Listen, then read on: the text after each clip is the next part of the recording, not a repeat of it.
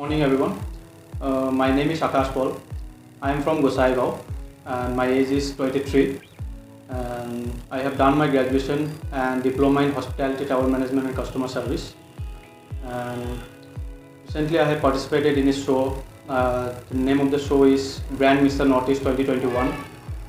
And I am the winner of this show. And thanks to the production house of Fashion Wizard, Brand Mr. Northeast, for giving me this opportunity. The managing director of this show is Mina Liliba, and the director is Sir Roktim Kumar Das.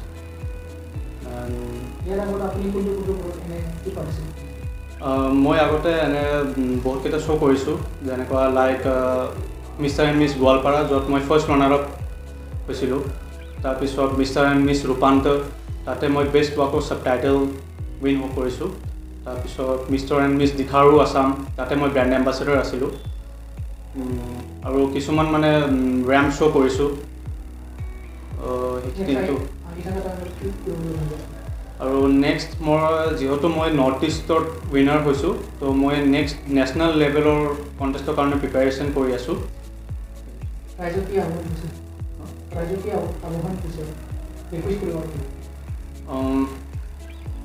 I have a message to youth that be motivated, keep believing in yourself, and don't give up on your dream, and that's it.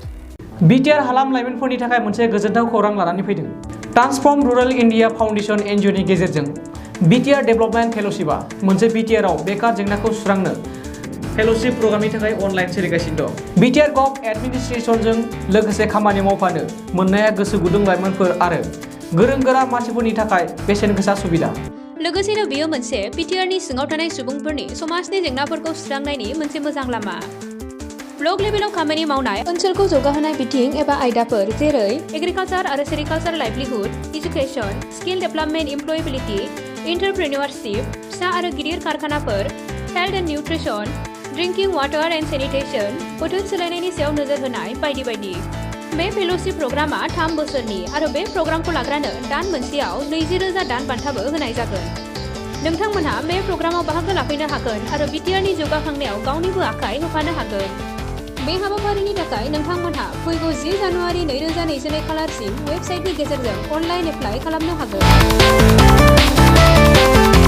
Online खालामनो थाखाय गोसो गुदुं नोंथांमोना गाहायाव होनाय वेबसाइटआव online खालामनो हागोन।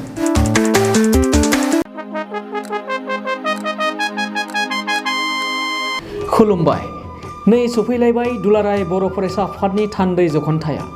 दुलाराय बर' फरायसा आफादा खुंगा 53थि थान्दै सावरायमेलखौ गोजोनै खुंफुंनो कार्बि आंलं जिल्लानि लांहिं नोगोरनि हाजोआरि गोजोन फोथाराव थि खालामबाय। गासैबो हारि हारिसाफोरनिसिम बानजाय आफादनिफ्राय मोनसे फोसावनाय जादों। कार्बि आंलं जिल्लानि लांहिं नोगोरनि हाजोआरि फोथाराव 2022 मायथाइनि 2, 3, 4 आरो 5 फेब्रुवारि खालाराव जानो गोनां दुलाराय बर' फरायसा आफादनि 53थि थान्दै जखनथाय लोगोसे 49थि कार्बि आंलं जिल्ला दुलाराय बर' फरायसा आफादनि बोसोरारि जथुम्मायाव जायफोर बर' फालांगिरिफोरजों लोगोसे आसामनि जायखिजाया हारिनि फालांगिरिफोर जेरै बुक स्टल्स, टि स्टल्स, बेन्डर्स, हाउकार्स बायदिफोरजों लोगोसे बर'नि गाननाय जोमनाय, दख'ना, गामसा, आर'नाइ, टेक्सटाइल्सनि बायदि रोखोमनि जि जोम दिन्थिनाय आरो फाननायनि थाखाय गिदिरथार मोनसे एग्जिबिशन लानाय जादों। बेखायनो जायखिजाया गोसो गुदुं फालांगियारि बिथांमोनखौ फैगौ जानुवारि दाननि 20 खालारनि सिगां गाहायाव होनाय 863891131789696890T जानबुं नङाव सिगांग्रो खौरां लाना गावनि मुं थंफोरखौ रेबथुमना लाहरखानायजों लोगोसे गोरोबथा खालामनो थाखाय खावलायहरनाय जाबाय। गोजोन्थों।